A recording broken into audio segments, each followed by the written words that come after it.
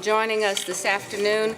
And now I would like to call to order the Charlotte City Council meeting for August the 25th. Before we get started today, I want to remind council and the public that we're going to forego our action review at this meeting and use that time at the end of the meeting for mayor and council topics. This is the time that we can be used by council to address any item or issue that you would like. I would like to try to keep that within time to be under an hour and plan for each council member to speak around 3 minutes. So I hope everybody considers that, and we'll be able to do that. And now we'll start with introductions going around the dais. Let us start with our city clerk. Good evening, Stephanie Kelly, City Clerk. Anthony Fox, Interim City Attorney. Good afternoon, everyone. My name is Tijuana Brown, serving Charlotte City Council District 3. It's an honor and a pleasure. Good afternoon. I'm Renee Johnson, and I'm honored to serve District 4. Good evening, everyone. James Mitchell, City Council at Large. Marcus Jones, City Manager. Lyle Lyles, Mayor. Good evening, Dante Anderson, Mayor Pro Tem, District 1. Evan Peacock, District 6. Good evening, Luana Mayfield, Councilmember at Large. Good evening, I'm Victoria Watlington, and I have the pleasure of serving you as a council member at large. Good evening and welcome. Dimple Ajmera, Council Member at Large. Thank you very much. We begin our meeting with an invocation, which is an expression or inspiration followed by the Pledge of Allegiance. The invocation is intended to solemnize our proceedings, and we celebrate the religious diversity in our community, including those without a religious faith. Tonight, Councilmember Watlington will give our invocation, and if you choose to stand for the Pledge of Allegiance, feel free to do so following Councilmember Watling's words. Ms. Watlington? Thank you so much. I wanted to share with you all tonight, I had the pleasure of attending Stolen Lunches today at noon, which is a 501c3 nonprofit that was founded by Fly Ty and Jacinda, who we all, I'm sure, are familiar with because we are rooting on our Panthers, our Hornets. But I had the pleasure of attending. You all may have seen the yellow Give Blessings bags from time to time or participated in one of those events, but it's always a wonderful time, and it blessed me. So I'm going to share with you a couple of scriptures that I got from the event today, and I would challenge myself and our colleagues to consider this as we leave. And it's from Isaiah. The first one is from Isaiah 41:10, and it says, "So do not fear, for I am with you. Do not be dismayed, for I am your God. I will strengthen you and help you. I will uphold you with my righteous right hand." And the second one is from Deuteronomy 31:6, and it says, "Be strong and courageous. Amen. Do not be afraid or terrified because of them. For the Lord your God goes with you. He will never leave you nor forsake you." Amen. Amen. All right, thank you very much, Ms. Watlington. Please stand for the Pledge of Allegiance if you choose to. I pledge allegiance to the flag of the United States of America and to the republic for which it stands, one nation, under God, indivisible, with liberty and justice for all. All right, as is our practice, our first item is to look at our consent agenda. Are there any consent agenda items for a separate vote or comment tonight? I don't care. All right. So we have our motions for consent agenda items. Yes, Ms. Mayfield? No, just a question on the business item, never mind. Thank you. All right, thank you. So we have do I have a motion for item 16 through item 37? Motion so move. Second. We have a motion and a second. Any discussion? Hearing no discussion, all in favor, please raise your hands. I had discussion. All right, you had something you wanted to discuss? Did I hear that? Yes, ma'am. Ms. Mayfield? I wanted to, my apologies, when we were going through, I meant to pull out number 21 for a question that I had on it. But we've already moved forward. So, but since for clarification, since this has been motioned for all the items to be approved in one motion, since I did not pull it out individually. If I were to vote no, then it would be a no on all of the items. For clarification. That's fine. All right, so are we moving forward? We are. Motion to All right. approve Thank you items very 16 much. through 37. All right. It's already motion. It's already been Seconded. motioned and seconded, so Ms. Mayfield was just asking for clarification, which she has provided. So I believe that ends our, Make sure our vote is, let's vote is- vote. Let's vote. You need what to is the vote. vote? You need Was to there vote anyone? on the motion. The motion is to approve the consent agenda items 16 through 37. Right. That's the motion that's been seconded, and that's before the, Could there have been a substitute? Okay, so all in favor of the motion, please raise your hand again. I think that we had people, Any opposed? any opposed? All right, that means the motion passes. Thank That's you. what I wanted clarification. Okay, All right, so done right after. that concludes our consent agenda items. We're now going to move forward on our public comments section of the agenda. So we have several folks that are joining us tonight that would like to speak to us. And the very first one is Miss Juneteenth pageant Faith Sanders. Miss Sanders, where are you? I see the bow, I see the whole bow thing. Come on down, please. Lovely girls, lovely. Juneteenth.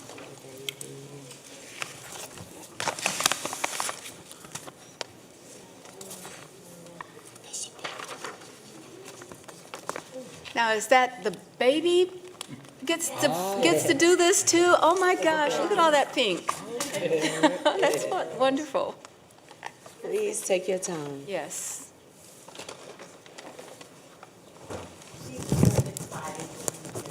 I don't think Just she's so quite beautiful. that excited yet. But the tiara is like bling, bling, bling, bling. Okay. All right. Hello, good evening, you all. My name is Faith Sanders. I am the Miss Juneteenth Coordinator and Pageant Director here in Charlotte. Although it's not my first time doing a Miss Juneteenth pageant, but this is our first time here in Charlotte. So we thank you all for inviting us tonight to be able to speak on behalf of the Miss Juneteenth pageant. Although the Miss Juneteenth pageant is over, Miss Juneteenth has passed, our mission as Miss Juneteenth queens and coordinators still goes on, right? So, let me see here. These remarkable young ladies were chosen from a group of 14 girls, ranging from the ages of 5 to 18. They have taken up on the movement to stepping into a year of leadership, service, and personal growth. It is more than a pageant title, that is.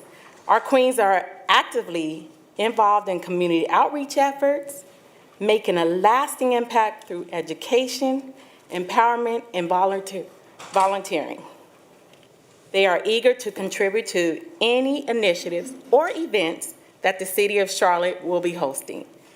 This year, we proudly awarded scholarships to participants in our 13 to 18-year-old categories, reinforcing our commitment to education and empowerment. We invite the Charlotte City Council and the community to encourage, uplift, and recognize our Juneteenth queens as they continue their 2025 journey. Your support will affirm their efforts and inspire the next generation of confident, empowered leaders in our community. Looking ahead, we are excited to announce that we will be hosting our next Miss Juneteenth pageant here in Charlotte the first week of June 2026. Thank you.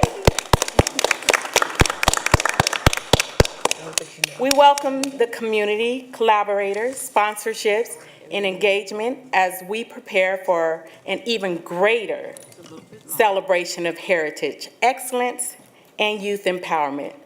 Let's continue the spirit of Juneteenth, investing in the future of our young girls. Now I present to you all. You want more? Okay, You present. go ahead. Okay. We're going to Now I present to you all the first time our Miss Juneteenth Queens. We have in my hands Miss Riley for our petite category. Say hi. Okay. All right, that's all right. Okay. And Who we have not here today, Little Miss Trinity Steve. And we have our young Miss London Hillman. Our junior Miss, Miss Jordan. And lastly, our Miss Juneteenth Queen, Nevaeh Higdon. She is currently away attending Shaw University to become not only the first official Juneteenth Queen to attend the college, but the first in her family history to attend a college. She is majoring in psychology. Their presence brings energy, purpose, and deep commitment to making a positive impact. And we thank you. thank you. We thank Thank you you. for the work that you're doing. Thank you very much. All right. Thank you very much, and we are excited to hear what your next steps will be. Thank you very much. Thank you for coming today. Thank you. All right. I want to make sure that while we have the Juneteenth pageant, we understand that the remaining of you will have 3 minutes to speak. So with that in case, let's go, 2 minutes to speak. And so let's begin with economic development with Jacqueline McGee. Ms. McGee? Thank you. 2 minutes. 2 minutes. Yes, ma'am. Yes. Okay. Good afternoon, everyone. I'm Jacqueline McGee. I'm the owner of My Story Cafe. I opened the cafe in 2022 in the French Quarters. At least that's how we refer to it, as the French Quarters. Everything was absolutely beautiful. You might want to get a little bit closer to the mic. Yes, so that we can hear you clearly. Okay. I have an accent. But I noticed security or safety was going down, was declining a little bit in the French Quarters. And knowing me, I am always looking for the next best thing. The next best thing turned out to be on January 7th of this year, I got a contract with the Spectrum Center to open a cafe/coffee shop. Now that's history, because there's no such thing that exists in the country. There's no cafe in a sporting arena in the country, so this is history. We've created history here in North Carolina, really and truly. But let me hit, I'll come back to that, but I want to hit on affordability. As a small business owner, we cannot afford the rent that the bigger businesses can afford. As a matter of fact, they can afford the security. We can't afford security. I'm struggling to have the amount of employees that I need to have. So my ask is rent affordability. What do I have here? You know, the ability for us to be able to afford the rent, especially uptown. We are giving to the community. All I'm asking is that the community give back to small businesses. We are the backbone of any city, any county, any state. We are the backbone. I have to say this, that the French Quarters has lost its best kept secret by me having to leave there and go over to the Spectrum Center for safety for myself. I'm a single woman running a business in a place that's mostly drinking. I had a federal judge that would come to my... Thank you very much. We can, if you would like to give us a written statement to the city clerk, that would be really good. And I think that we'll have talk with Allison to actually help work through the remainder of your requests. Thank you very much, Ms. McGee. Our next speaker is Peter Galphin. Peter Galphin. All right, our next speaker, Mr. Galphin is not in. Our next speaker is Mahendra Rathore.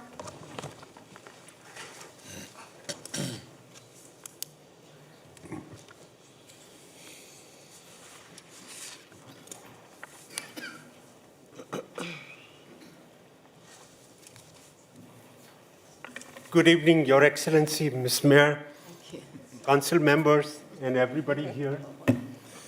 I'm here to give voice to the voiceless this afternoon.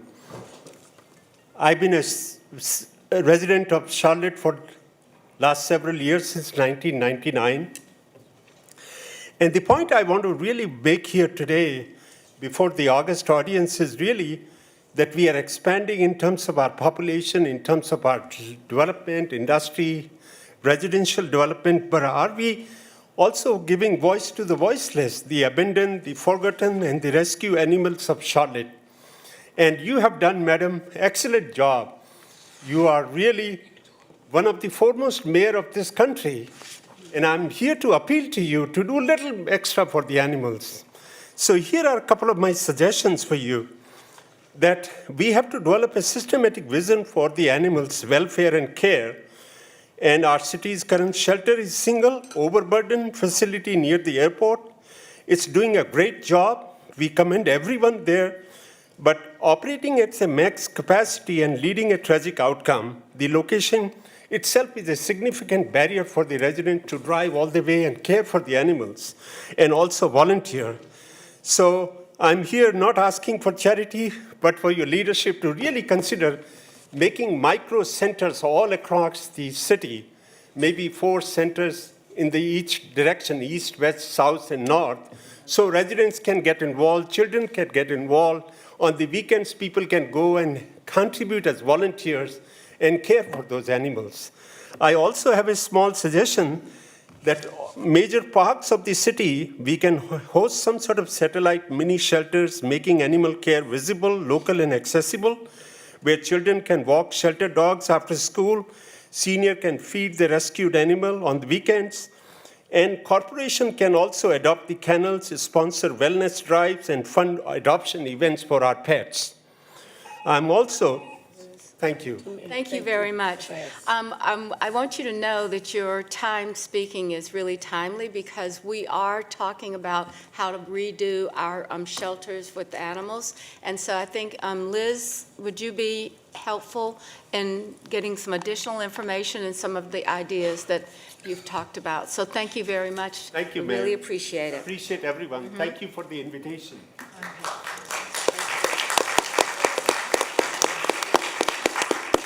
Our next speaker is Fred Money. I hope I said that correctly. Fred Money. See here. All right.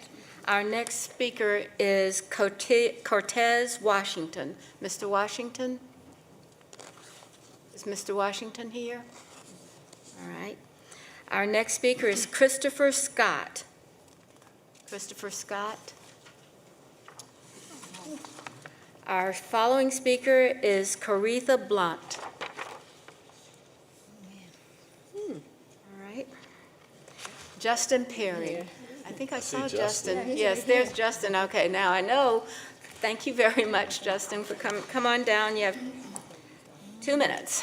I'm trying to trim down for 3 minutes. Well, you can always come back another day. All right. Good to see you. Good to see you all as well. Good evening. 10 years ago, a group named One MEC took a multifaceted approach to address school resegregation, first getting CMS to reprioritize economic diversity and student assignment, while knowing we could not go back to the busing program that I had when I grew up here. We challenged not only CMS, but said we would need support in developing mixed-income housing and needing help from the city, the philanthropic faith communities, as well as the county. That's right, the county, who forever disengaged from housing, with some of us helping to flip long-held seats, decided to engage in housing. A subgroup of us met with commissioners and the county manager and encouraged them to take the land they own near Greer Heights and DSS toward Eastover and to develop affordable housing, including that in the 30% AMI range instead of selling it to developers. They're now in partnership with DreamKey, developing mixed-income rental and ownership units, while having a county manager who was wanting to pursue affordable housing and address mobility even more assertively. We help create and lead the Color of Law community read, encouraging houses of faith to step up in tackling our housing crisis while addressing other issues like source of income discrimination. One of our members, Tom Hanchett, has written a book, Affordable Housing in Charlotte, What One City's History Tells Us About America's Pressing Problem.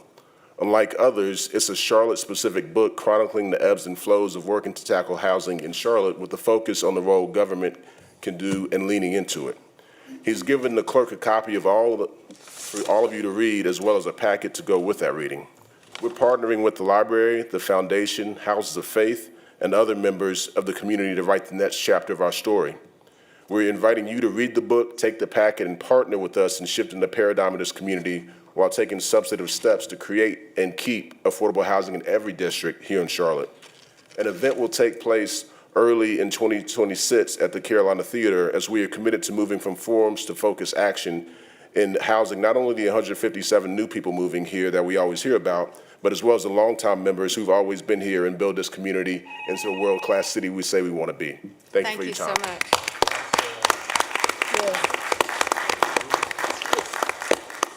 And for those with you, thank you very much. So our next speaker is Jacob Krasinski.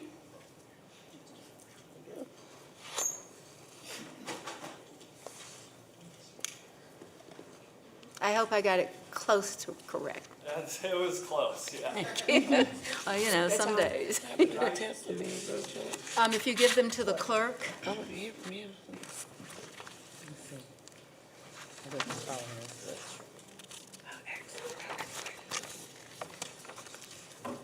Good evening, Mayor and council members and Charlotte residents.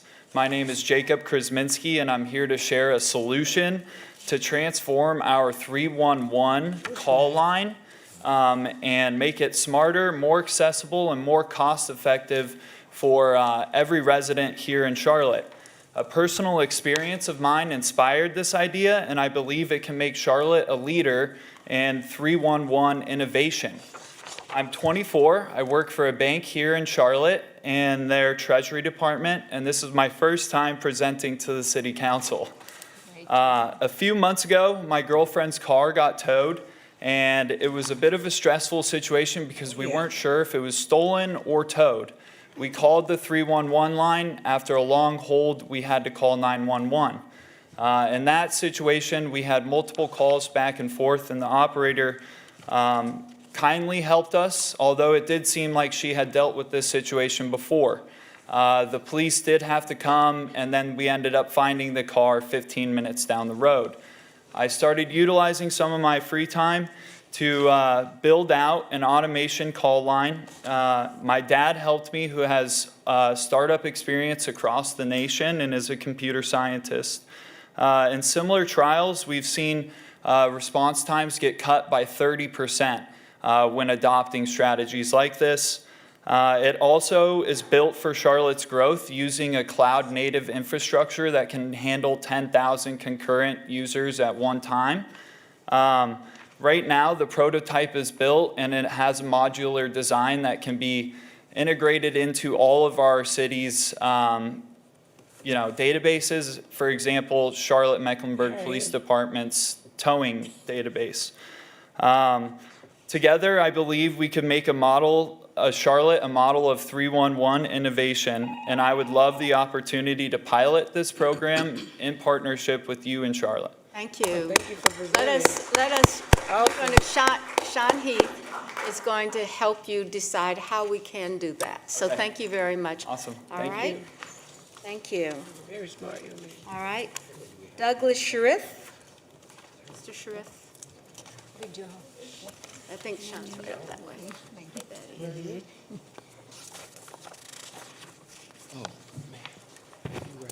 Well, that's a tough act to follow. That's okay. Good? Yeah, I'm here today. Please. Probably not for anything as complicated as needing to show up to the meeting. If you're driving out of Charlotte over the years, I've been here about 30 years, you've noticed that there's a lot more trash along the highways and things of that nature. One of the issues I have is this road spam signage that you see that gets peppered all over Charlotte. There's one company in particular, it's LIME, Lime, something Lime. If you're driving home, then I just look around the cities you're driving. My thought is, I know there's a fining system in place, it's like $100 per fine. maybe a tiered approach where if, I think they view it as basically a cheap marketing expense, where it's cheaper than a billboard. You can target the audience to where you want the signs to be, and they pay the fines and move on. And I've had conversations with the folks in Charlotte as you're reporting sort of these zoning ordinances. The software works awesome. It's just that I don't think they care that much. So, I'll leave this with the clerk, but it's a couple other ideas too on what I think we should be doing as a city. But I think that's an easy one for the council to, just do a tiered approach or something of that nature where if they're going to abuse it, just increase the fine, and hopefully that'll work. So that's it. Thank you for Thank you. taking the time, and we'll take this. And Allison, would you follow up with, it's more than one idea. I think we can give it to Allison over here, and she will do some follow-up on it. So how we do that? Lime is like lime, right? Okay. Our next speaker is Sheila Nordon.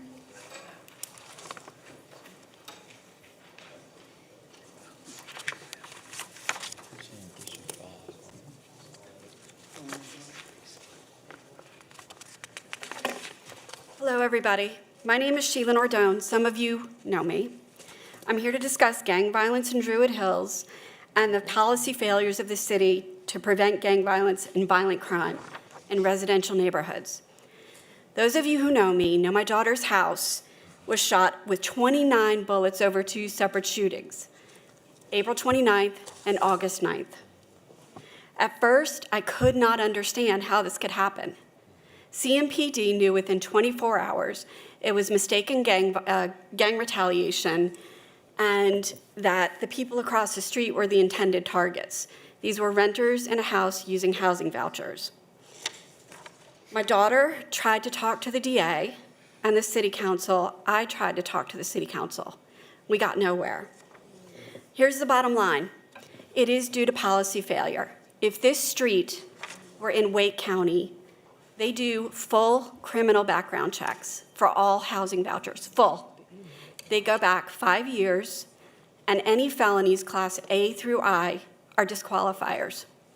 If this were a Habitat house, Habitat for Humanity in Charlotte, exact same thing, full criminal background checks, 5-year look back, and they take it a step further, and they look at misdemeanors going 2 years back.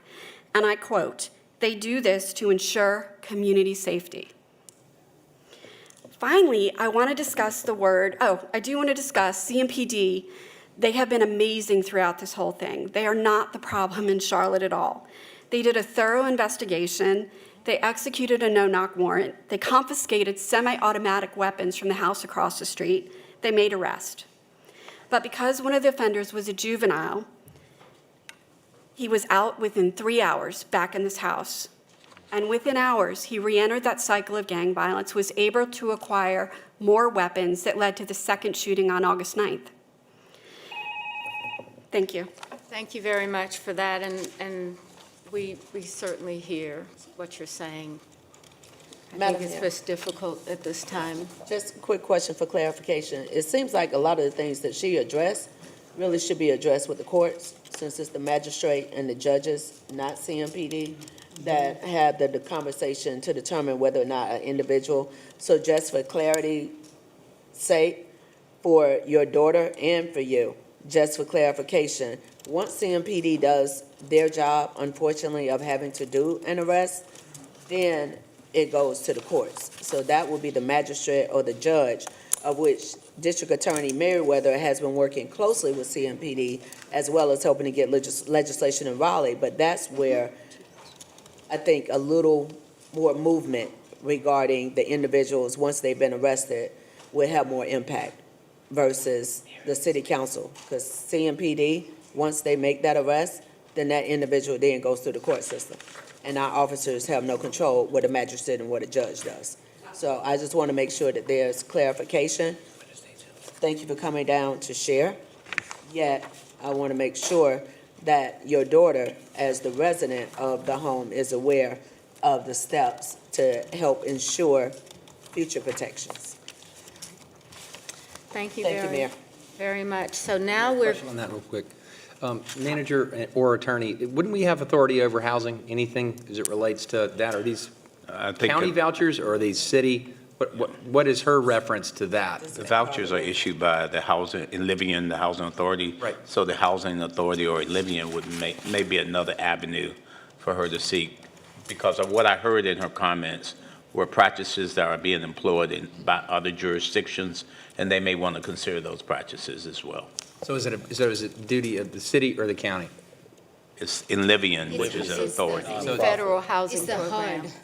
It's not a HUD house. And Madam Mayor, just for clarity, So that everybody can hear. just for clarity, thank you, Dr. Norton, for coming down and speaking. I've spoken with the doctor about this, and she's absolutely aware and on top of it and very capable around the logistics between the district attorney's office and what needs to occur as it relates to engagement with our General Assembly on this. All right, thank you very much. So our next speaker is Alden Picard. Mr. Picard?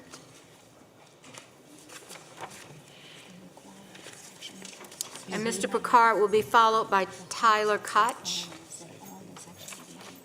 Thank you.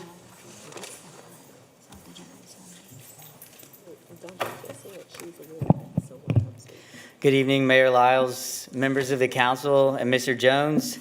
My name is Alden Picard, and I'm speaking on behalf of the Coalition to Protect Our Urban Nature here in Charlotte. We have one simple request. Please protect our pollinators by amending the city's outdated overgrown vegetation ordinance and add a height exemption for naturalistic landscapes. Now I'd like to ask those in the room who support this ordinance amendment to please stand up. As you can see, our coalition is a large network of organizations and individuals who care deeply about the city's outdated ordinance.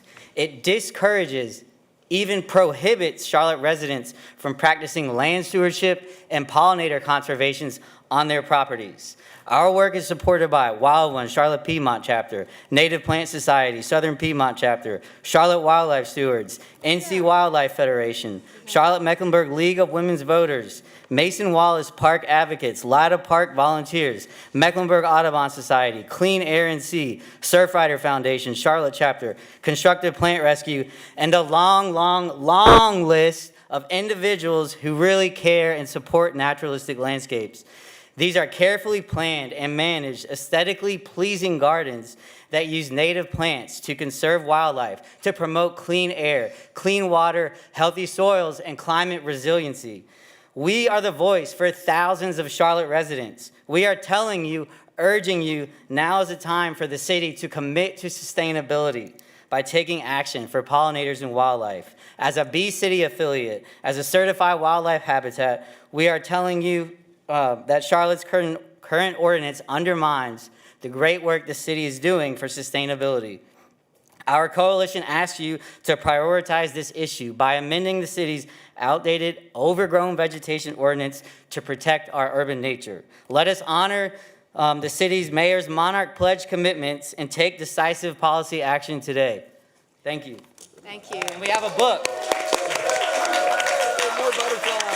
We have a book for each and every one of you to get your feet wet. Bees. We know that. We know that. All right, so let's see, Mr. Koch. Mayor, if we can get an update on this, I know I had brought this up 2 weeks ago about the ordinance update, and I know Allison was working on it. If the council can get an update. We're going to ask Allison to work on it a little bit more so that she can be responsive to the request tonight. So, Allison, it's your day.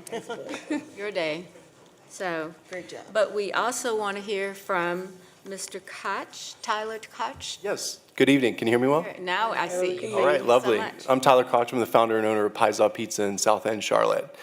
Tonight, I'm here not just as a business owner, but as a member of this community deeply concerned about public safety. South End is one of Charlotte's greatest assets, and it's at risk right now. Unregulated food vendors set up every Thursday through Sunday, propane tanks, gas generators, just feet away from crowds, businesses, and apartments. My favorite phrase is the South End State Fair. That's what it looks like every single weekend now. This isn't a speculation, it's a serious hazard. For example, last year's Love and Life Music Festival had a fully permitted inspected food truck catch fire in the middle of thousands of people. Imagine that multiplied by 20 with no permits, no inspections, no safety oversight, and thousands of people walking past these potential explosions every single weekend. It's not safe to have open flames and fuel tanks scattered across South End sidewalks and roads, and it's not safe to eat food without health inspections. Meanwhile, local businesses in this community, our restaurants, bars, and shops, collectively generate millions of dollars of payroll, putting money directly into the pockets of Charlotte residents. We hire locally, we train locally, we pay taxes, and we invest in this city. But unpermitted vendors, they're coming from other cities. They come here, they take Charlotte residents' money, and they bring it back to their own cities. The City Council is allowing outsiders to profit from the expense of Charlotte's small businesses and Charlotte's workers. All the while, we see zero enforcement from the departments that just point fingers at each other. Noise ordinances on brick and mortar businesses are getting enforced, but public safety and illegal vending is being ignored. As City Council, you have the responsibility to protect the health and safety of the community and to support small local businesses to make Charlotte strong. Right now, the lack of action rewards lawlessness and neglects the very people who invest their lives, money, and their futures here. South End businesses don't want special treatment. We want equal enforcement. Most of all, we want safety for thousands of residents and visitors who walk the streets every day. So tonight, what I'm asking you, have CMPD enforce the current laws to deter vending in South End, immediately expand the NODA pilot program to South End and other Charlotte City areas, and finally, put small business and your community safety at priority number one. Thank you very much. Thank you. I'd like, before you go, step up away, I would like for you to meet Marcus Jones. He's the city manager, and I think instead of one of these guys. So thanks, Mayor, members of council. I appreciate you coming down tonight. I don't know if you were a part of the group that Sean Heath met with late last week. Yep, sure was. Sean's a great guy. So we'll make sure we continue that conversation. Thank you for putting it on the record tonight. Sean will walk with you out. And so, Mayor, members of council, as the work that's happened with Uptown as well as NODA, I think we knew that when there was an opportunity to do something in NODA, other communities would also wonder what we could do with the permitting process. So we're beginning the discussions with the South End. And Sean, if you can have additional conversation, I'd appreciate it. Thank you. Awesome, thank you. And all we're doing is looking for action, so we appreciate you guys so much. Thank you. All right, our next speaker is David Molinaro.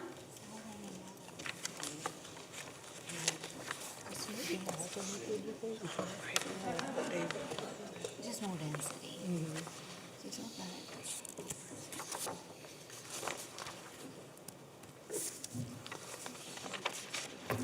Good evening, Mayor Lyles, council members, and Mr. Jones. I'm here today, like Alden was, to speak in support of amending our landscaping ordinance to remove restricted grass height limits and allow for naturalistic gardens, spaces that reflect not only personal choice, but also public good. Naturalistic gardens are more than aesthetic. They are acts of sustainability. They reduce water use, restore soil health, and provide vital habitat for pollinators and birds. They reconnect us to seasonal rhythms and remind us that beauty doesn't always come manicured. It often comes wild, layered, and alive. Some may call this approach radical. I call it woke. Wildly open to kindness and empathy. Open to the kindness of milkweed feeding monarchs. Empathy for neighbors who care for their land. Kindness toward future generations who deserve a city of biodiversity. Sustainability isn't just about what we plant, it's about what we value. Do we value ecological resilience, community creativity, the right to foster care in our own yards? Outdated height restrictions treat naturalistic gardens as violations. But they're visions of a Charlotte where sustainability is not just policy, it's practice, where kindness and ecology go side by side. Let's be woke in the most meaningful way. Open-hearted, forward-thinking, and rooted in care. Let's update that ordinance. Thank you.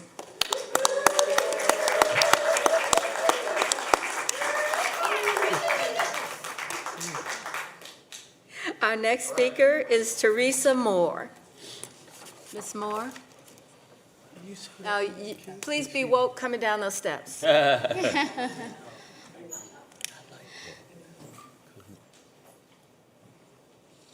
the first time she did it on her left, yeah.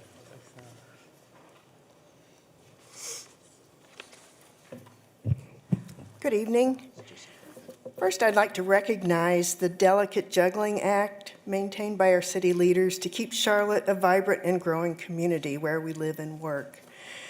To help Charlotte keep its ecosystems and natural resources healthy and sustainable, we are asking to amend the 12-inch ordinance for overgrown vegetation and weeds to allow for more native plantings that require the height exemption to thrive in our city homes and properties. More native plantings, as we've heard, will assist with stormwater management as the roots grow deep, keeping erosion to a minimum. More plants utilizing photosynthesis helps keep the air clean for our growing population.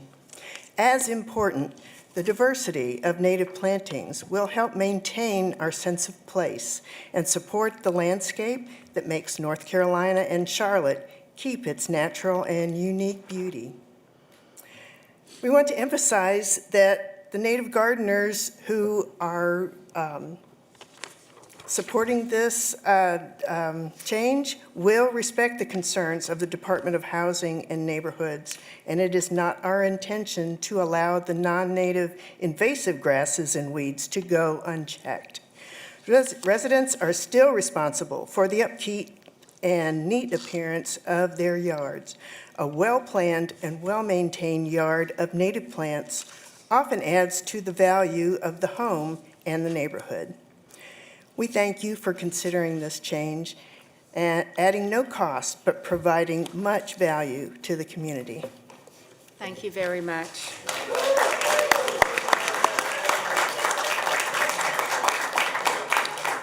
Our next speaker is Elaine Alexander.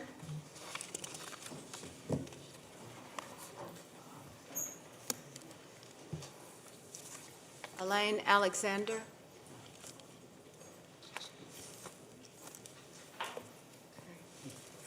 All right. Our next speaker following, if Elaine Alexander is not available, Zach Khan. Zach? Be careful. Careful. Be careful.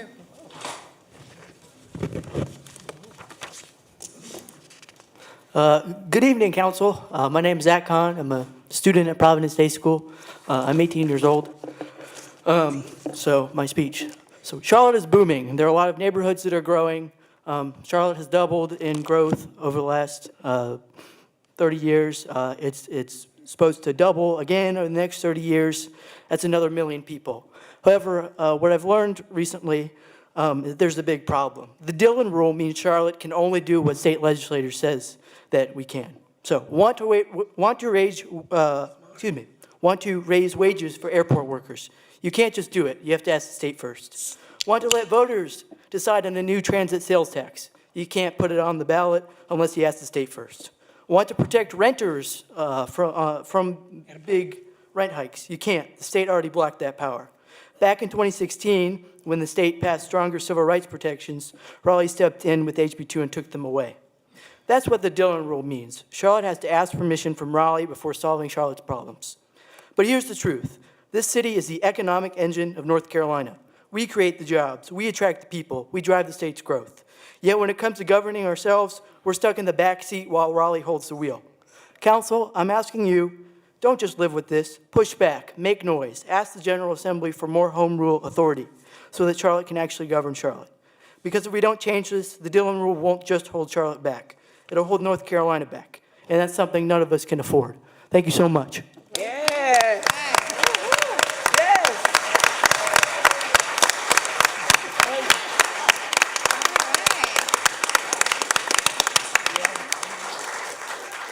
We may have to wait until you run for reelection. Absolutely. We may have to wait for you, so thank you so very much, Zach. Our next speaker is Chandler Buzik. Like that. Chandler Buzik.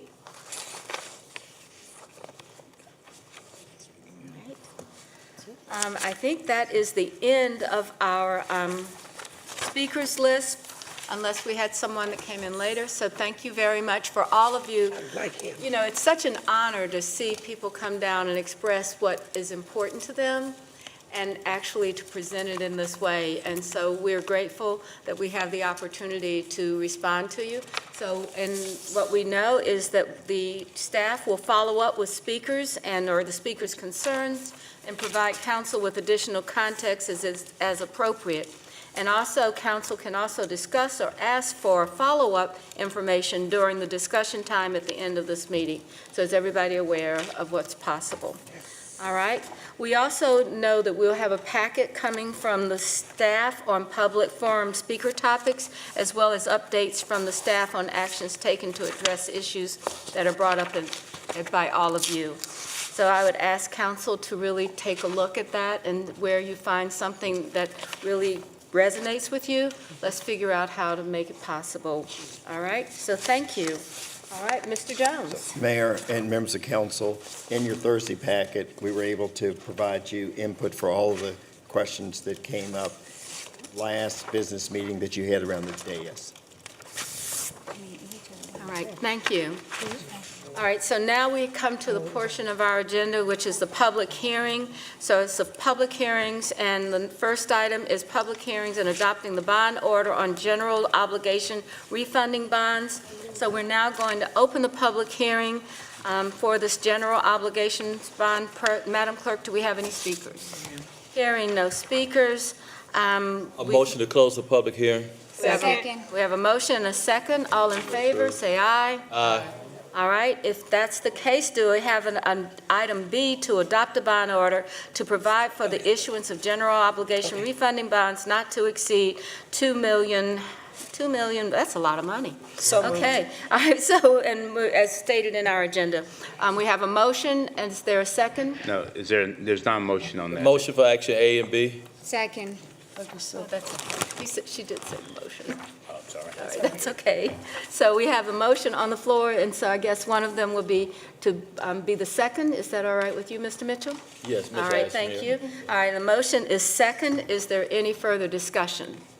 Hearing none, all in favor of the item, please raise your hands. Is there anyone in opposition? Hearing none. We'll go to the next public hearing, which is a public hearing and decision on Dr. Charles Williams and Vivian Williams House Historic Landmark designation. And we're going to open this up as a public hearing for the decision on this first house, and we will have a second one as well. Are there any speakers for the item on item 5 with Hyde Park? No, ma'am. All right, no speakers? Move to close. Is to close the public hearing. We have a motion to close the public hearing and a second. Is there any discussion? Hearing no discussion, all in favor of closing the public hearing, please raise your hand. All right, so everybody is unanimous on that. And so now we will have, do I have a motion to adopt the ordinance as an effective date of August the 25th, 2025, designating the property known as Dr. Charles Williams and Vivian Williams House? So moved. Second. All right, we have a motion and a second. Is there any further discussion? Mr. Mitchell? Mayor, I see the property owners are here, and I would like for them to please stand up. I read the article in the paper on Sunday. Hyde Park is always looked upon as prestigious African-American community, and so I think this is very important. So, Chuck, will you and your lovely wife please stand up? Oh, Right. Thank you all.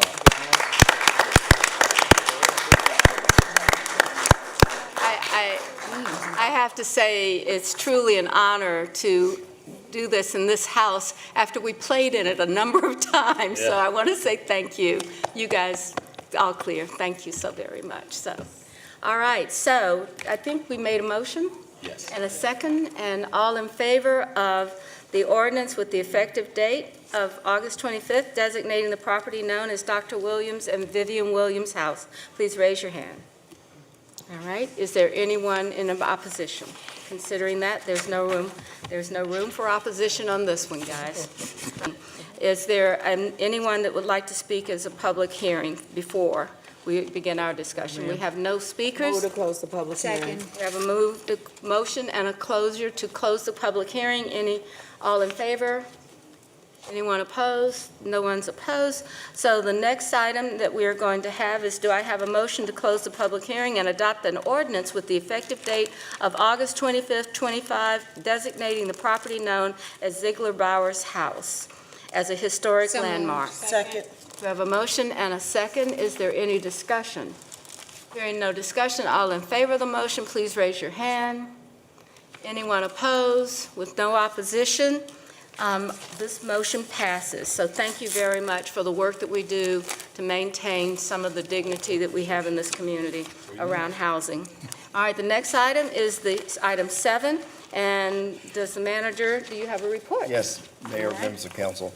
So I have a brief report tonight, and before I make some introductions of new team members and team members who have been promoted, I do want to talk a little bit about the council's creation of the Office of Youth Opportunities. As you may recall, during this last budget, there were 3 big moves in the budget related to the departments. One is that we took procurement and CBI and combined that department to purchasing and contracts. And we'll talk a little bit more about that before I conclude. We also had animal care and control move over to general services, and with the great beginning there. But lastly, we had the Office of Youth Opportunities. And I think it's really important because we had remnants of all of these different programs in various departments, whether it was community relations or CMPD or housing and neighborhood services. So we believe this realignment will better serve youth by aligning programming and goals around youth engagement, youth employment, and youth safety. Behind me are some photos of a recent graduation events, including the Mayor's Youth Employment Program. We're super excited. But we're also taking this approach and combining some of the different elements of what we do as a horizontal organization. So in other words, we're looking for opportunities for work and career exploration, resource connections, violence prevention, and helping youth stay active and connected. We provided paid employment this summer for career exploration for 400 young people. And as we continue down this pathway, 2 additional career pathways are under development. One is the Access Pathway, which provides individuals 18 and older with career opportunities around leasing and apartment leasing and maintenance. And then lastly, the Business and Entrepreneurship Pathway. 14 to 15-year-olds will learn the basics of starting a business as well as entrepreneurship. And so we're really excited about what's happening with this very, very young office, but we believe that there are some opportunities there that have been untapped. And finally, I have just a few announcements of some movements that I would like to do publicly. 2 members of Team Charlotte have been promoted. One, Marie Harris, is no longer our interim budget director. She is now the permanent budget director. And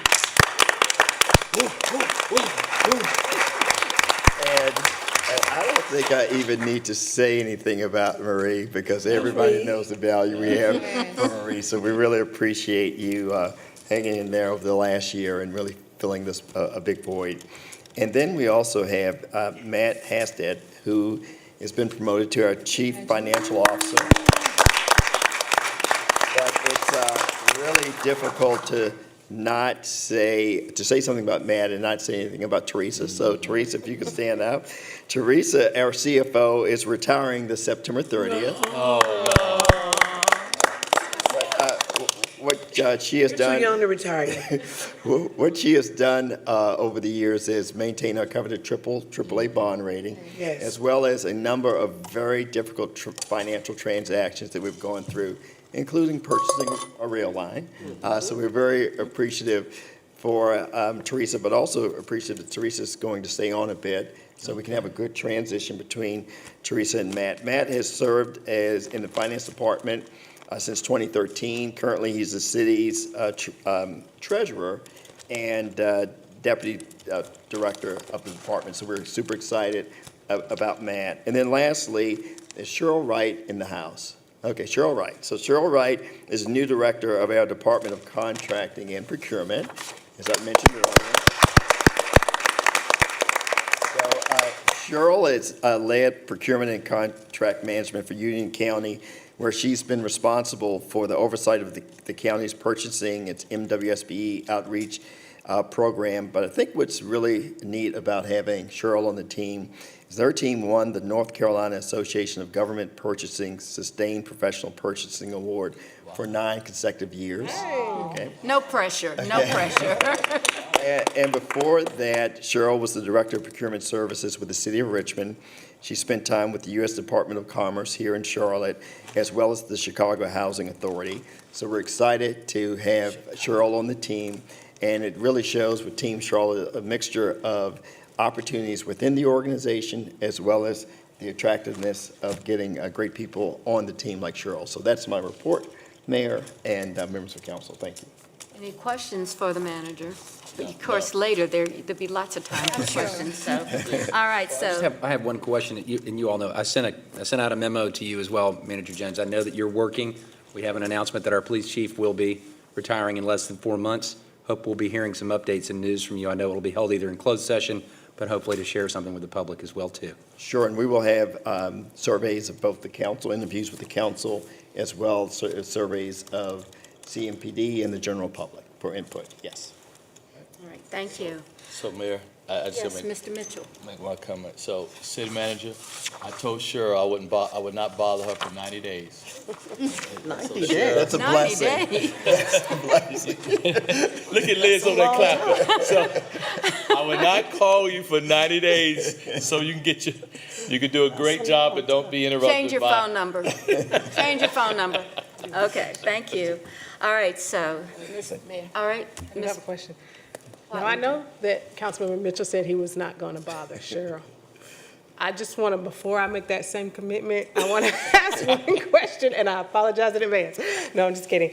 We've been talking about the small business participation with the transit tax, and I know that work's been going on for some time. I want to make sure I understand where that work sits in relation to Cheryl's new role.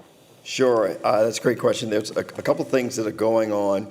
Right now, the city is performing a gap analysis of what are the opportunities for small businesses based on both let's call it the 40% of the tax that will stay here in the city, as well as this transportation related, as well as the 60% that will move over to the authority. What's kind of interesting, and I'll be brief, but I really like the stuff that's going on, okay? If you think about the strategic investment areas, it was a test to see how we could take $55 million and really finish projects. And in both of those areas, we will finish all of these projects within 2 years, and it will be less costly than what we thought and faster. So we believe that that's a beginning. And with that, there are some things that we're finding about gaps in the availability of small business, women-owned business, minority businesses, and we are upscaling them to be able to take on some of the projects in the SIAs. So if you think about that on a larger scale, $25 billion over 30 years, how can we now look at the opportunities to scale up these small businesses? But maybe just as important, we are doing an evaluation on the workforce opportunities that come with this. So many times people think it's just really horizontal construction. That could be so far from the truth. So I'm looking at Liz, I think by the end of September, we'll have both of those gap analysis completed, both for the transportation piece and the transit piece. Fantastic, thank you. All right, thank you very much. All right, Ms. Johnson? Thank you. Thank you, Madam Mayor, and thank you, Mr. Manager. While we're talking about procurement, welcome to Ms. Wright. I wanted to ask if we could get an update, Marcus, or if we can get an update from the city attorney.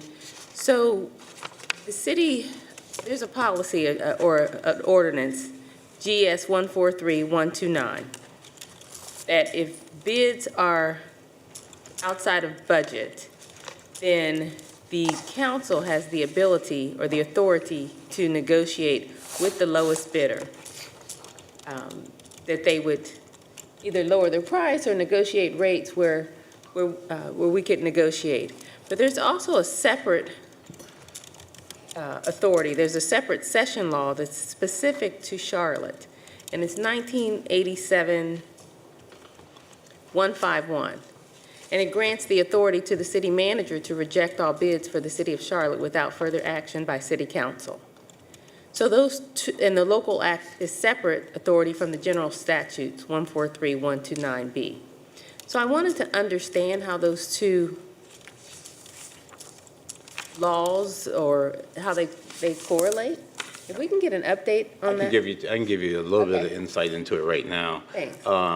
The 143-129 is a general statute.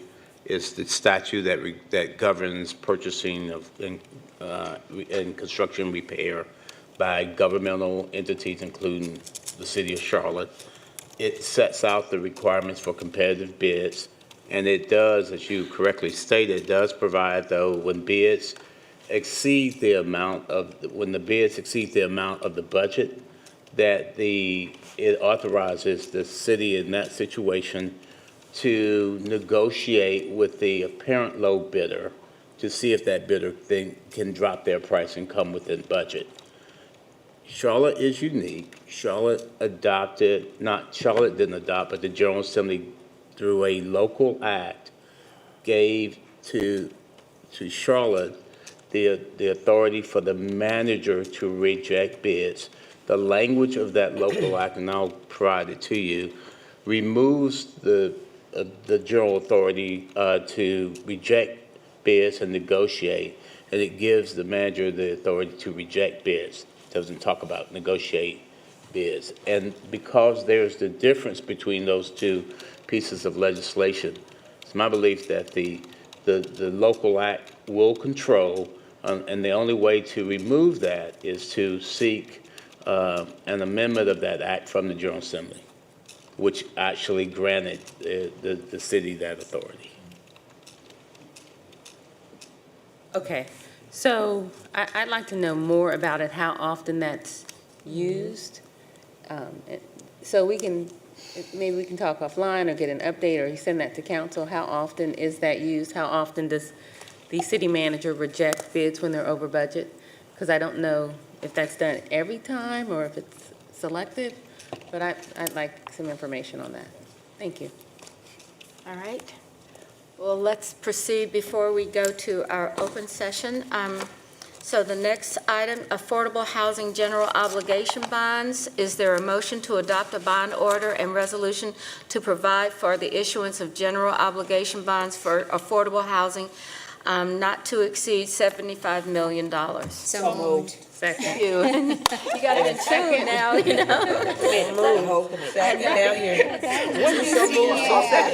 Housing and Safety Committee. The whole committee, thank you for that second, and I think that's enough people. Perhaps we only need one more person to make it 6. All in favor of the motion, please raise your hand. Anyone in opposition?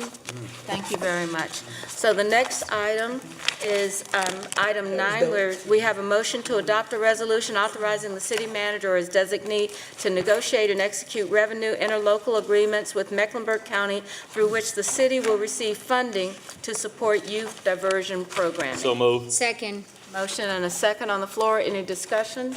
Madam Mayor, I have a comment. All right, Ms. Dante, I'm sorry. That's all right, that's all right. One of those days.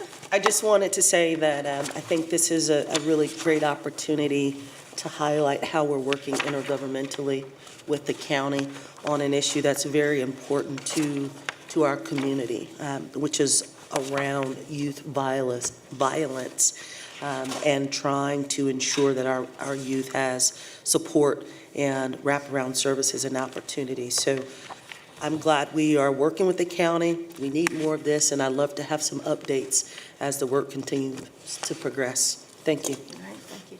Any other comments? Yes, ma'am. Ms. Brown? Yes, ma'am. Thank you so much. So, along with what Mayor Pro Tem said, but this is amazing. you know, there's a lot going on with our youth. There's a lot going on with our youth, and we can never have enough programs.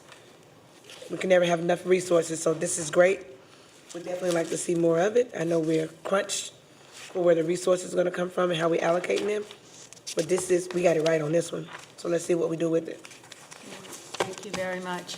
All right, with no other speakers, all in favor of the motion, please raise your hand. Anyone opposed? No opposition to this. So we move on to item 10. Is there a motion to approve a Federal Home Investment Partnerships Program allocation for up to $600,000 to Community Housing Partner Corporation for the development of the family residences at Oak Hill Apartments, and authorize the manager to negotiate, execute, amend, extend, and renew contracts as needed to complete this transaction? So moved. Do we have a motion?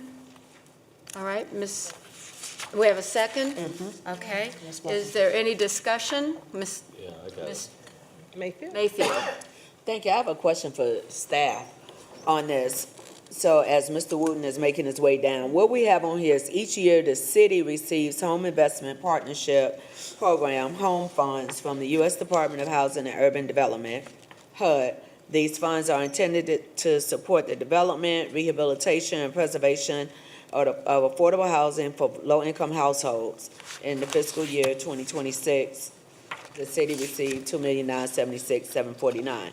The question that I have is that this request is one in partnership, and it does say that our support is contingent upon the developer securing full project, but this is for a project in Davidson. Now, although the request amount is a relatively small amount in comparison, it's around $600,000, why would we be the one to allocate this from the city for a project in Davidson versus the county handling all of this, especially since the county has expanded to cover their own housing conversations? Sure, thank you, Ms. Mayfield.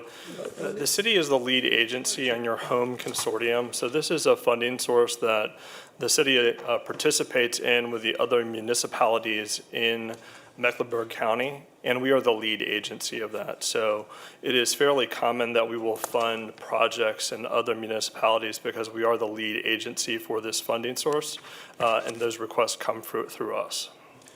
Thank you for that. So we have it also noted, as I mentioned, the city support is contingent upon the developer securing full project funding, and this project amount is anticipated to be about $6 million. Well, we're looking at a rent savings of $6 million and some change. This is a $15 million project, and they have asks out. So the city of Davidson, town of Davidson, and Mecklenburg County are also being asked to participate. Davidson approved $500,000 of funding on this project, and the Board of Commissioners is slated to consider a $600,000 request in September. So our $600,000 would basically be set aside if something were to happen on the county side, since both the city and county are looking at potential financial shortfalls. What happens with that $600,000 if the county chooses not to move forward? Yes, ma'am. In all of your projects, city staff always waits for full funding on an apartment development before we will fund the loan. So if for some reason the funding is not approved by one of the other partners, then your funding will go back into your available balance for expenditure. Thank you. That's all I needed, ma'am. All right. Ladies first. Thank you, Councilmember Mitchell. I just wanted to say I'm actually very happy to see projects outside of the city center and city limits, because we know that our housing challenge is much broader than the city of Charlotte, but it is a regional issue. We hear the 157 people per day moving to Charlotte. It's the Charlotte region. That's The right. new And so- region. Yes, and so as we think about how to work intergovernmentally to put housing in places where people want to be and that are in the path of progress, I think it's excellent when we can work with developers to identify opportunities outside the city limits. Okay. Any other questions or comments? All right, Ms. Johnson, followed by Ms. Juan, I was going to say Tijuana, Ms. Brown. No problem. So, thank you for the presentation, and I see that there are the 30% AMI, which is the truly affordable rate, which I'm always advocating for, but my concern would be that it's outside of Charlotte also. And I don't know how individuals would be able to get, if they work in Charlotte. You know, our goal is for people to be able to live, work, and play in the city. So I don't see that I'm going to be supporting this because it is outside of the city. Thank you. Ms. Brown? Yes, I love the fact that, you know, it's affordable as well. The problem I have, though, is for maybe some folks that are watching that are concerned about being able to have affordable housing just right in the area of Charlotte. And I know we're growing, and 157 people are moving here per day, but I'm going to have to be with Councilmember Johnson on this one. As far as reaching up to Davidson, we have so many concerned people right here, just in the Charlotte city limit, like right in my district, for instance, District 3. And so I wouldn't be able to support this. It's a nice project. It looks good, but I would, you know, just allocate, I get it, but I would have to say no. All right. Thank you. All right, Ms. Mayfield?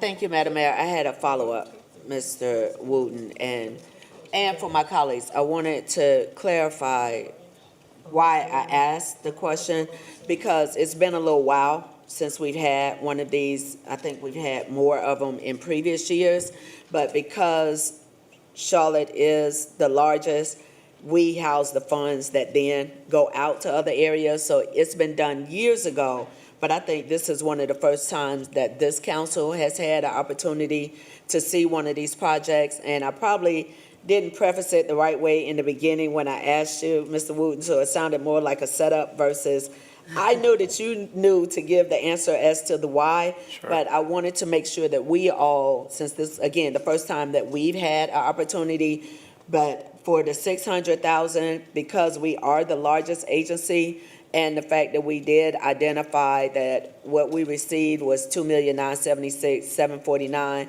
in the home funds, just that one pocket of money is what's opened up with a rolling RFP. This just happened to be one of the times in this Correct. Thank you, cycle. Ms. Mayfield. Let me provide a little bit of clarification. Again, we're only talking about your home funds, which is a federal pass-through dollar. Not the trust funds. Again, we are the lead agency, but the funding is funding that's available to the entire county. This is the third project that I know that you've funded. You've funded projects also in Matthews and in Huntersville in the same method.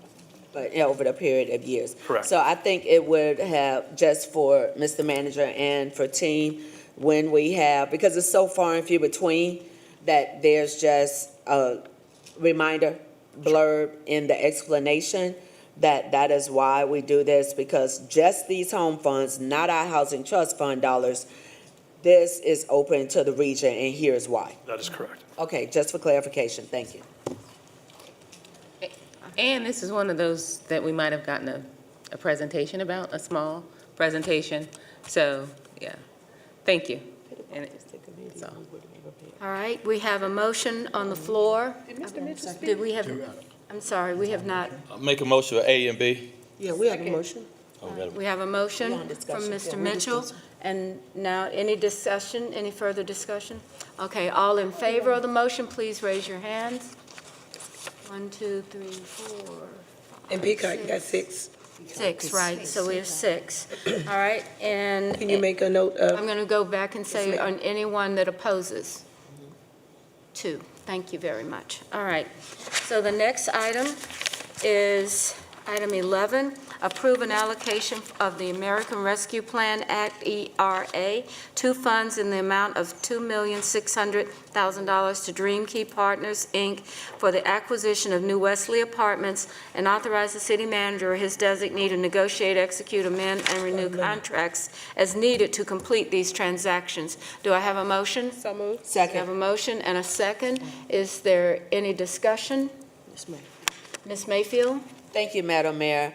I want to share, one, why I am supportive of this mainly because this is a building that already has residents in it that are at the 60% AMI, which is different than a lot of our other projects because I have shared with my colleagues and with the manager the concern that I have of our city becoming a heavily residential rental and more transient city versus owner occupied. So, which, if we can remember last Monday, without a lot of discussion, I was just a no on a number of projects, mainly because I'm concerned about all the apartments that we're getting. But for this particular project, I had a chance to do a little bit more research and just like my colleagues, actually meet and have a conversation with representation of Dream Key and learn that this particular project, whereas corporate buyers are coming in and buying up almost all the older apartments, rehabbing them, and the residents are having to leave, I appreciate that the work of Dream Key with identifying this one, we are going to be able to keep people in place that are in that 60% area median income and be able to go in and make some investments to bring this property up to today's standards. So I just wanted to share that. Thank you, Mayor. All right, any other comments on the motion? Hearing none, all in favor, please raise your hand. All right, I think that's unanimous. All right, Ownership is the key. thank you very much. A lot of hard work going on out there, and we appreciate what you guys do. Thanks so much. All right, so now we have come to the place where we have appointments. So the city council will consider nominations to various boards and commissions. Council members have voted, I think, by ballot and submitted their ballots to the clerk. Is there anyone that needs to submit their ballot? Hearing none. Any nominee receiving 6 or more votes is automatically appointed. If no nominee receives at least 6 votes, a runoff is necessary, and the council will be asked to vote at some point to have a runoff. So, but tonight, we are here to determine the highest vote getter. That person, again, will be appointed to the board. All appointments will be recorded in the official minutes of this meeting, and the clerk will now proceed with announcing of the results of the ballots. Our appointments are, hi Mary, appointments to the Business Advisory Committee. Yes, ma'am, Mayor and Council. For the Business Advisory Committee, Perry Joyner has been appointed. And for the Firefighters Relief Fund Board of Trustees, there is a tie vote that will have to come back at your September 22nd meeting. Okay, thank you. Ms. Mayfield? Thank you, Madam Mayor. I actually want to apologize directly to our clerk. I sent an email when we receive all the information, and I was unclear when I read the nominations for tonight differently, even though the nominations were coming back to us. What I didn't realize when I went through my packet, that my paper was stuck to something else and that we had received it, so I was wondering why the names were coming back. So I appreciate you immediately responding to clear that up. But since I copy all of us on our emails when I send over all my questions over, I did want to acknowledge that, because thank you, Madam Clerk Kelly, for reminding me that this was us having to come back because we still haven't hit that 6+. Yet, I did have a question, and I don't know if it would be a question for our attorney or for our manager, because one of the candidates for appointment is someone that's on the ballot right now. So I'm just wondering, do we have anything regarding when people, since it's election season, sometimes things shift, sometimes they don't. Like, there's things that we can't do as sitting members, but if someone is actively seeking office, would they still be in consideration for an appointment basically a month or 2 months prior to election, or would that be something that we possibly shouldn't consider? I don't know. I was wondering, that was one of the questions that I asked. I think an individual still remains eligible to serve until elected, and then once elected. And if elected, then we will have to go through the process of appointing someone else. Ms. Watlington had to do that when she served on the Civil Service Board. Thank you. And was elected. Okay. All right. So you have some experienced people to rely on, so. All right, so that now concludes our business items for the vote this evening. Now we're going to open up from council topics, and I think the last time we did this, we started here, so I thought we might start with Ms. Ajmira first, around this side and come around this way. Ms. Ajmira. Okay.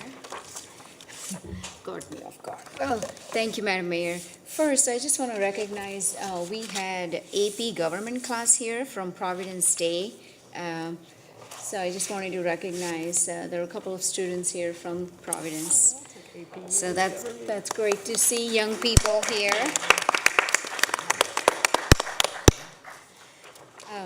Second, in past couple of days, I've heard from several constituents regarding how they're afraid to ride our public buses, especially after recent violent incidents.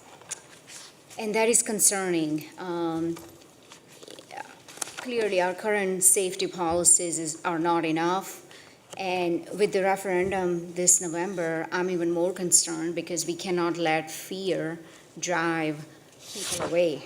So I would like city manager to provide us immediate steps that are being taken to ensure the safety of our riders, our operators, and to restore the confidence in our system. Thank you. All right, Ms. Watlington? Are you done? Yeah, I'm done. Ms. Ajmira? Ms. Watlington? I don't have anything at this moment. I'll let you know if that changes. Ms. Mayfield? I'm going to take all of Dr. Watlington's time. I wasn't surprised by that. Right. Mr. Manager, you have someone backing you up on notes. Yes. Okay. Thank you, Madam Mayor.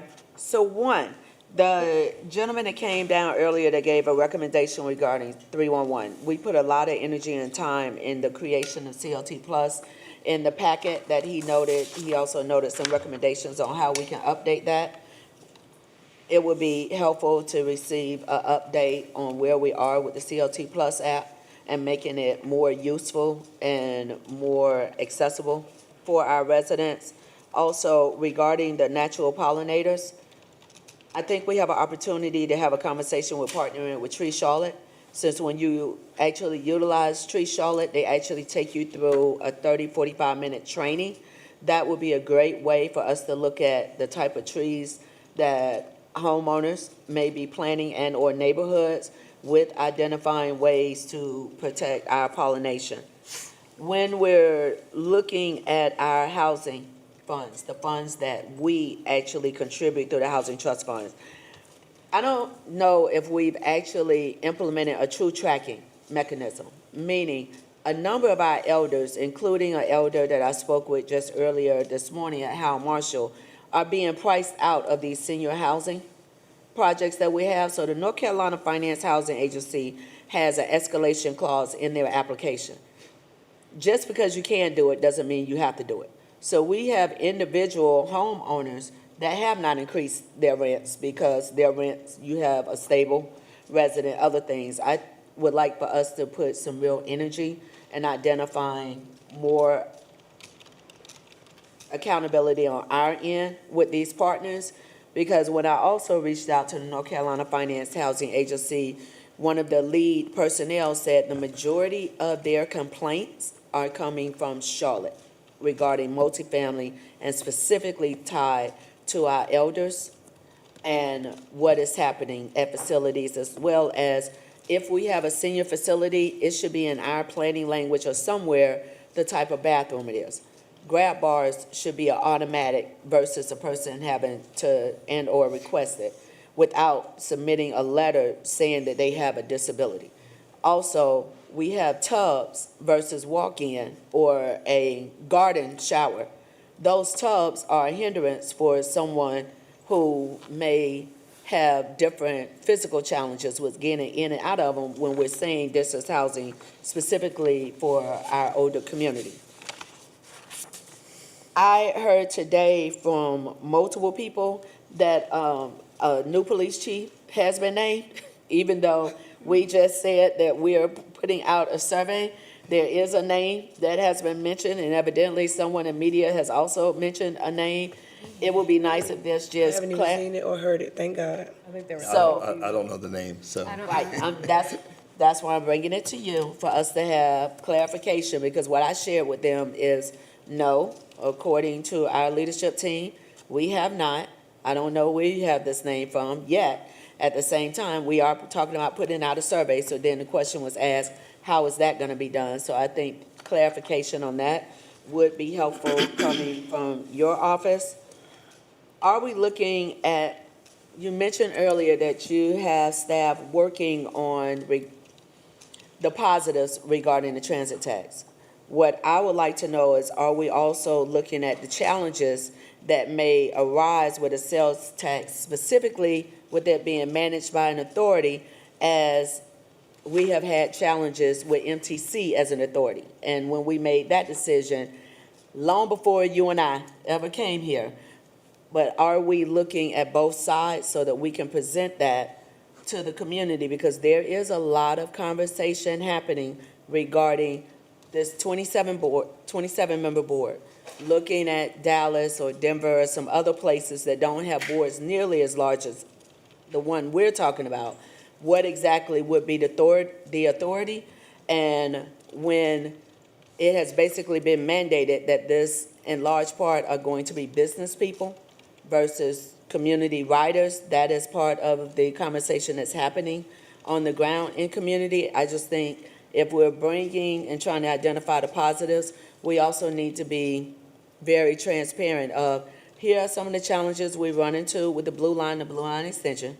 Here are some of the challenges with MTC.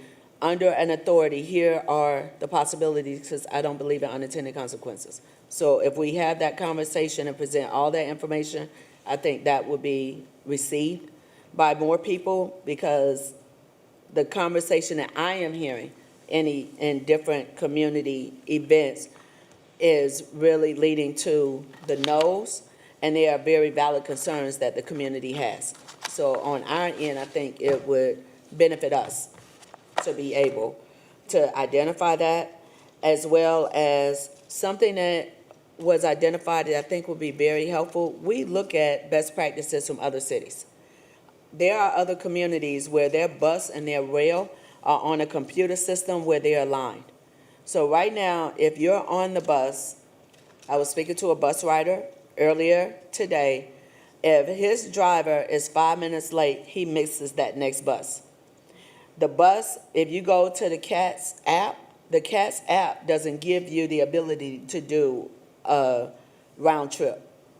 The CATS app isn't necessarily giving you the ability to go from that bus, to get to bus 2, to get to the rail, to do what you need to do, and give you the route to come back.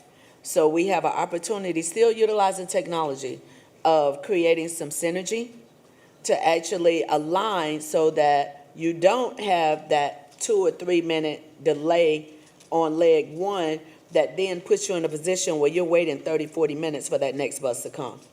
That seems like, and the question would be, the type of system that we have, because we have an MTC, is that something that we can get in alignment? Because I believe with the other cities, they actually control their transportation system, so it may be a little easier, but I think that would help us when we look at how we utilize AI and technology.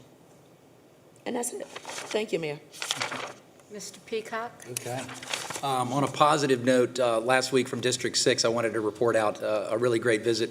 As we all know, South Park Area Partners and the public-private partnership that we approved for $8 million with Symphony Park was also a transformative decision for the South Park area. But just last week, and being the newest council member being appointed on May 20th, I got the good fortune to get caught up with St. Lloyd's Presbyterian Church in the cemetery that's located on Colony and Sharon Road, which is predominantly a historically black cemetery. I have lived in District 6 my whole life and was simply unaware, and very, very impressed to see that we are taking efforts from both the county as well as the city side, and I believe that they will be coming in concert with others that are raising money to elevate that really powerful site that's located not very far from this dais right here, that many did not know. Most people don't believe that South Park has any history at all. In fact, it actually has a lot.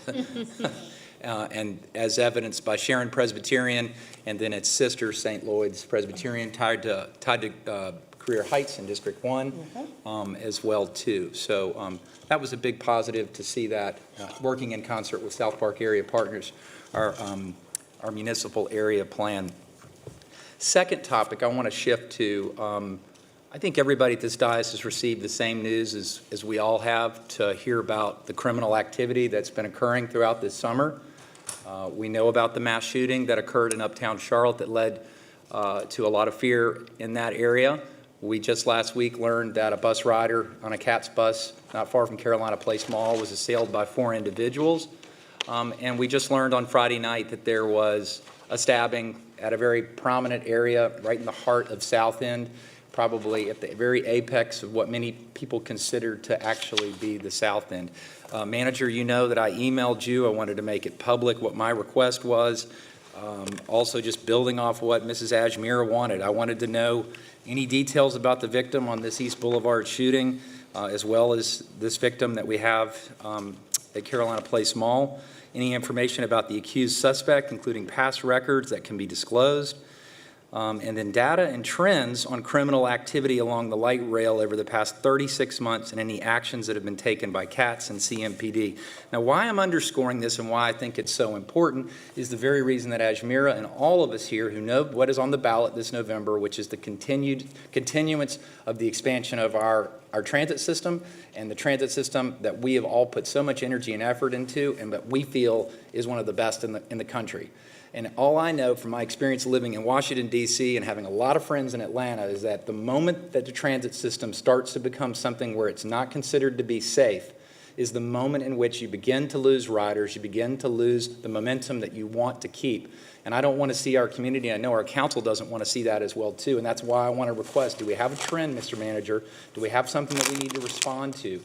We are in a gap period right now. We do not have a police chief that is coming in, he is going out. Is that the cause of this? I don't believe so. I'm not pointing a finger at CMPD, but what I do want is I want us to be proactive and not be reactive to this. And most importantly, I want our public to know that we care about citizens that are being harmed, and especially at such an egregious nature on a public transit system that we have direct authority over. Thank you, Mrs. Mayor and Mr. Manager. Thank you.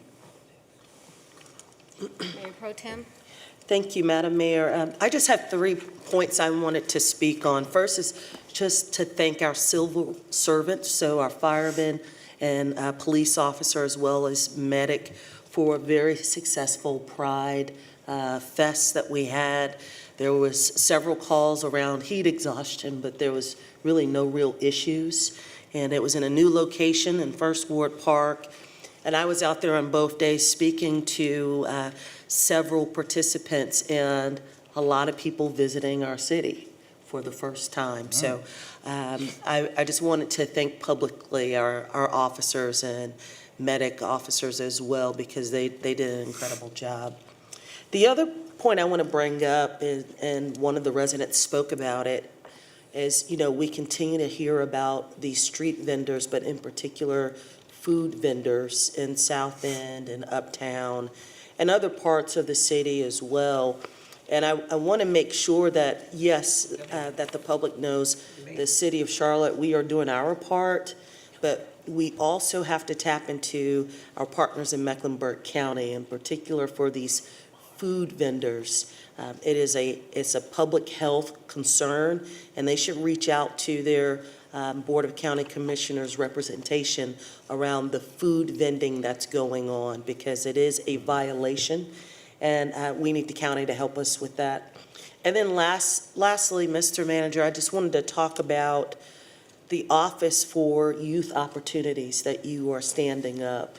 I think this is a wonderful, wonderful opportunity for us as a city to begin to address some of the underlying challenges we have with our youth. We know, and some of us have sort of held up, you know, what Baltimore has done over the last year or so, and their mayor, I know their mayor doing a great job of reducing violent incidents by investing in youth and giving them opportunities. What I also know is that 90% of the conversations I have with CMPD, about arrests and other things going on in District 1. 90% of them are young males under the age of 25 who have guns, who are distributing drugs and other things. So we just really need to ensure that this doesn't get lost in everything that we do, Mr. Manager. We need to make sure that we're getting updates on what the office is doing, what the office needs. I hope that we all, as council members, can connect and be advocates for this office, because it's going to directly impact public safety and hopefully directly impact the reduction of violent crime. That's it, Madam Mayor. Thank you. Mr. Mitchell? Nothing for me, Mayor. All right. Ms. Johnson? Thank you, Madam Mayor. Just two things. I also want to, some information about the incidents on CATS, the Blue Line. We have an email that CATS consolidated our safety and security to a vendor, Professional Security Services. Is that correct? Okay, so I think we should get an update from that vendor, some information about the security services, because we have a contractor. So I'd like to know when their contract is up, and, you know, just more information about this vendor and what reports we're receiving, or what outcomes or outputs that we are requiring for the vendor.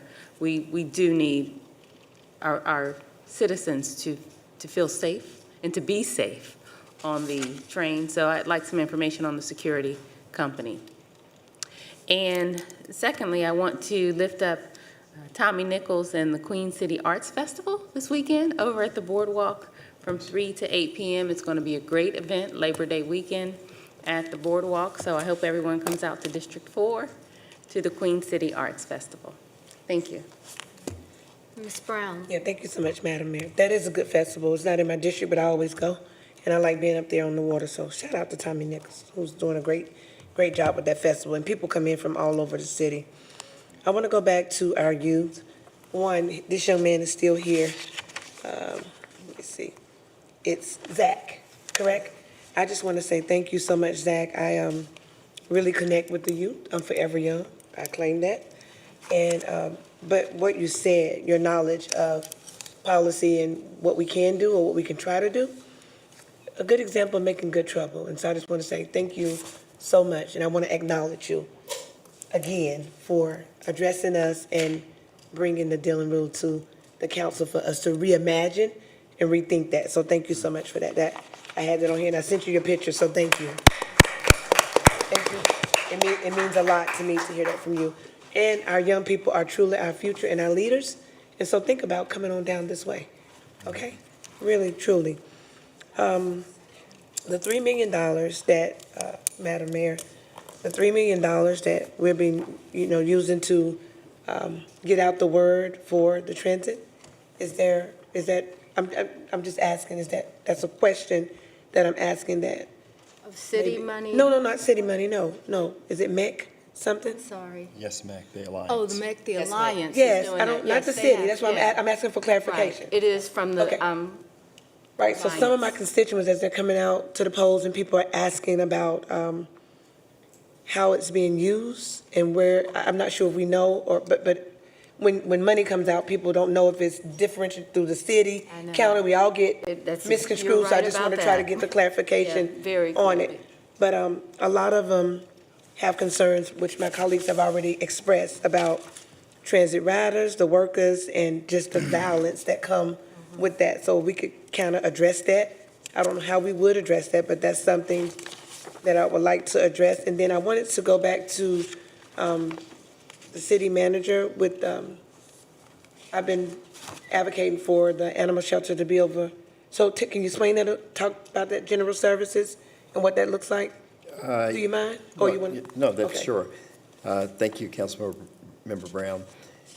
So one of the things we found out by moving animal care and control from CMPD to general services, it was very difficult going through CMPD's processes to even foster animals. So that was step one, trying to make sure that it's a lot easier for the general public to engage. The other thing that we're doing is, I think it's an investment of about $30 million to build out a new adoption center. I think that's the best way to describe it. As well as we continue to evolve, trying to find ways to make sure that the experience is a better experience for all of those who are involved. So we're spending time with Dr. Fisher, we're spending time Yes, with this. Dr. Fisher is amazing, Right. yes. Yes, with this transition to, provide for a better opportunities. Okay, thank you so much, that's a start. They are really, that group, that tribe, the people that support the animal shelter, they show up and they show out. So thank you for just hearing us, not just me, because other council members had that initiative as well, but that's something that they've been pounding on. So I think it's a great start in the right direction. So I think Dr. Fisher and his team and the animal lovers of those little creatures, they'll be happy about that. I want to go back to the gang violence. There's a couple of young people that I know that have died in the city recently. I'll be attending, I think, a funeral this week. And in addition to me attending the homegoing celebration and funeral services, the gang violence is very, very concerning. Not only is they've lost somebody, but then the retaliators are going back to the house and still initiating gun violence while the loved ones are trying to prepare for someone that they've lost. That was brought to my attention this week. It's not in my district, but it's in our city, so it affects all of us.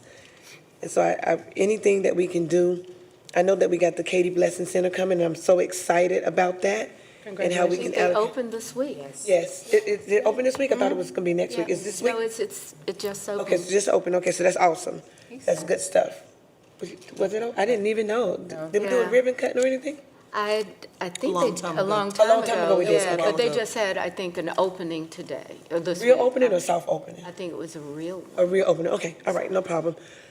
So that young lady, her mom was here, Shyla Nordon. I just want her to know that we do hear her loud and clear, and we are very concerned about the violence with our youth. But I think the more activities that we have for our youth, the more that we are engaged with them and involved with them and put people in front of them that can identify, according to data and metrics, some of the things that they've been through, we'll be able to address that. And of course, West Boulevard. You and I have been talking about West Boulevard for a long time. If we can do that drive down West Boulevard from one end to the other, because I can tell you about West Boulevard, what it used to be and what it is now, and how I'm concerned about all of my district, all of District 3, but West Boulevard has been, if we can reimagine West Boulevard looking like Batesford Road. And a bank on West Boulevard would just change the whole trajectory of what West Boulevard could be and what it could look like. We care about West Boulevard, the small businesses over there, so I would like to do that ride with you. I know we prolonged it, but after September the 9th, can we schedule the ride? Because I'm busy at the polls. I got some work to do. And last but not least, Tyler, the South End vendors, we do care. We hear you loud and clear. Some of those concerns cannot be addressed and fixed overnight, but when we get an email and we respond to it, doesn't mean that we don't care. We have 10 other amazing people that sit on this council, and we have to collaborate, because I have one vote, even though it's in my district, and I'm trying to get people to understand that. I can lead the charge and lead a project, but I still have to get my colleagues on board to support it, because we still need 5 other votes with mine, District 3. I love y'all, but I still need 5 other votes. So that concern is something I know that they want the pallet to be launched, but we have to look at the specifications of NODA versus the specifications of South End and see how we can make those work together like a puzzle, and it don't always work that way. Absolutely right. Because of regulations and different things like that. So Tyler, we hear you. South End, we hear you. We care about you just like we care about NODA. Just have a little bit of patience for us and we'll work through it for you. That's all that I have. Thank you. All right, thank you.